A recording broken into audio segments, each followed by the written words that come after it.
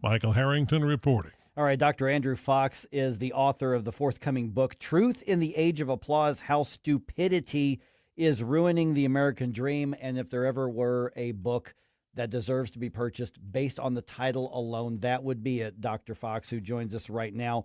I honestly thought this was more like a Babylon Bee sort of thing, but this is actually true. And there are people around the country who listen to this and say, well, yes, of course, that's the serious intellectual position to take. There's the mocking the pronouns and the words themselves, but then there's the bigger implication of the danger of what this does to undercut so much of the foundation of our society. Let's start there. By the way, thank you for being on the show with this. Pleasure. How do we separate out what's just stupid with what's truly damaging to our culture and society? Well, good to be with you this morning. I think you have to start with the word stupid. I think the German theologian Dietrich Bonhoeffer, who was the singular voice that went up against Adolf Hitler back in the Second World War, he said, stupidity is not the lack of intelligence or education, but a moral and social condition in which people surrender their independent thought and become captivated by prevailing ideology. And this example is one of them. Gestating parents. It is stupidity. The implications to that, just in terms of medicine, what are you going to do to doctors and nurses and OBGYNs and midwives who deliver babies?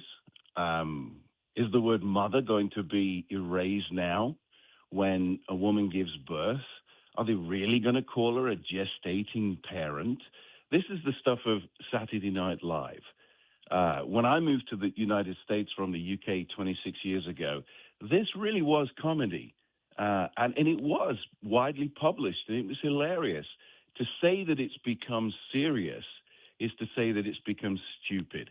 It's denying reality completely. And it does tear away at the fabric of who we are as people.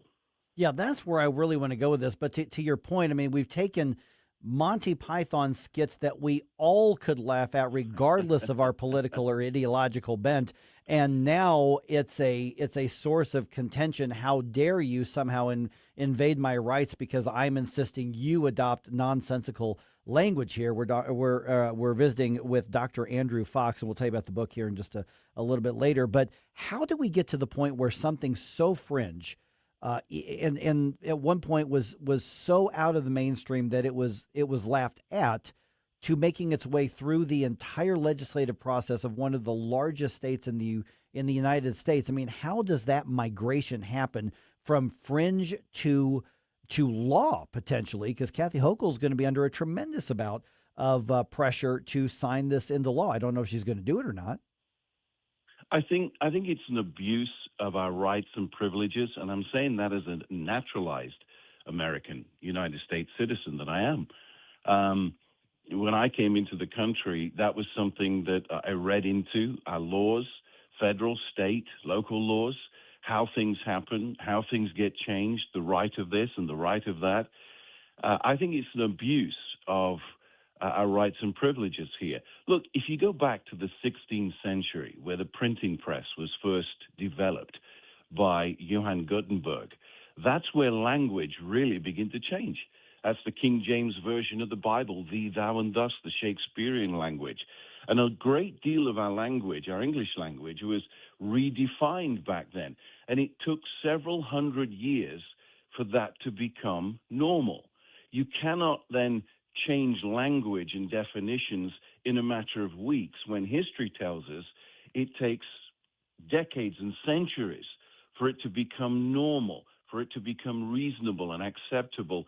So in answer to your question, I have no clue except a hidden agenda to destroy the reality that we live in. It's one thing to say, I think this is a shade of red or a shade of pink. It could be one or the other. But to say a mother is now a gestating parent is to tear at the fabric of who we are. And again, the implications in education, in medicine. What are we going to call Mother's Day? Gestating Parent Day? Can you imagine how the nations of the world will laugh at the United States of America if there were cards that were sent to gestating parents saying Happy Gestating Day? I mean, it's. I can only say it is an agenda to destroy reality and confuse people. And again, I go back to Bonhoeffer. It's stupid, absolutely stupid.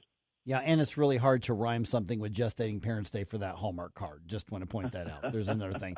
Dr. Fox, okay, let's take in some of the arguments that we're likely to get from supporters of this kind of thing. And they're going to argue, well, we know who we're talking about. And if it's more inclusive and somebody feels more included, then what's the harm? How is that tearing at the fabric? If it's their truth and their reality, thank you, Oprah Winfrey, then what's the harm? It's just words.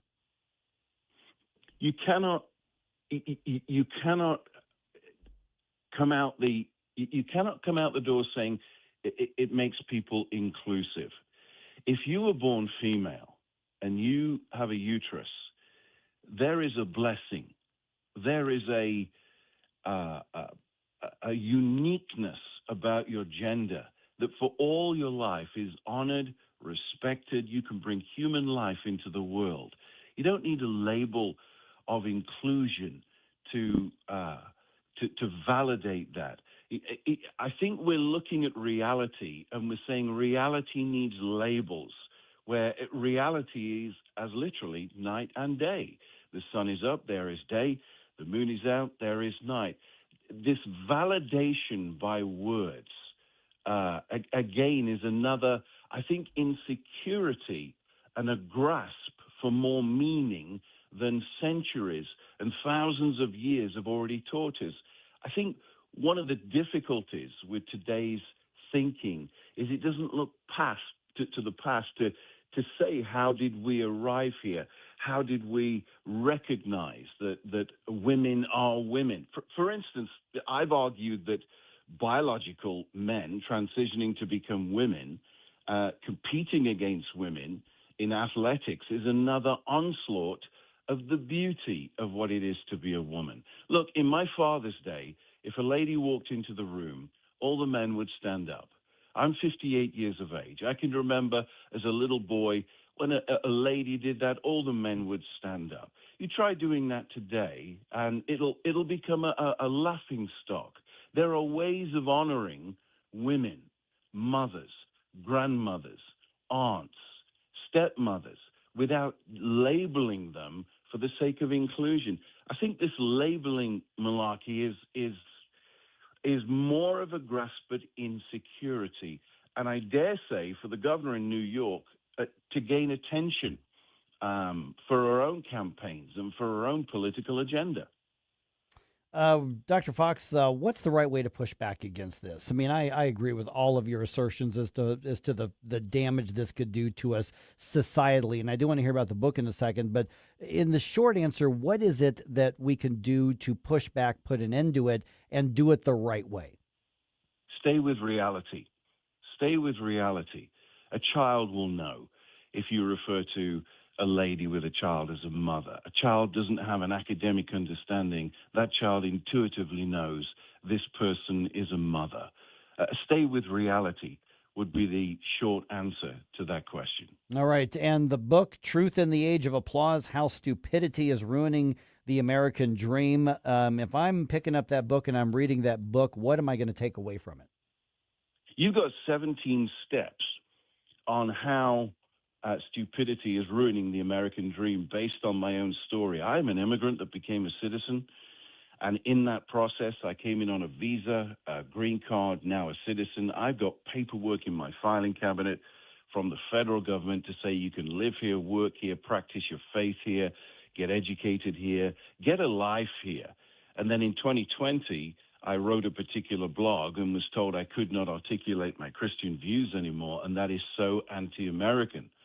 And so from that experience, I wrote this book saying how stupidity creeps in to organizations like school districts, like corporations, like nonprofits, and even your own family. how does this kind of stupidity creep in? And the first way it does is to redefine what words mean. Words like harm, or as we've been talking about, words like mother, gestating parents. And then it progresses from redefining words to enforcing them. And then there's the cost of dissent if you don't use those words. There's the normalizing of these words that makes things just plain weird. It comes to a conclusion that truth is never truth because it's applauded. Truth is truth whether it's applauded or not. But unfortunately, in our world today, the bigger the applause for something, we believe it's true. It is not true because of applause. It's true because of reality. And so that's where the book takes you, is how do these things come in, and then gives you various steps to how to counter this in a school district, in your home, in a church even, place of worship, or a corporation, a business meeting, a board meeting, a team meeting. So it's a navigating book that is heavily invested in how language is used and the implications of what that means to us.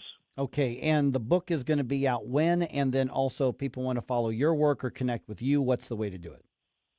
The book will be out, we think, by the end of this year. There's a number of legal loops I have to go through because of the content that is in it. People can follow me on X. That's the best thing. Find me on X, Dr. Andrew Fox, and I post some pretty provoking things there to provoke thought, to provoke conversation. That's the best way to find me. Or you could land on my webpage, which is drandrewfox.com. All right. Really appreciate the time today. And we're going to have this conversation up on our podcast in just a little bit. We'll be definitely sure to tag you so that people can take this conversation and hopefully run with it and combat the lies and to reassert that truth. Dr. Fox, thanks so much. Pleasure. All right. Another round of primary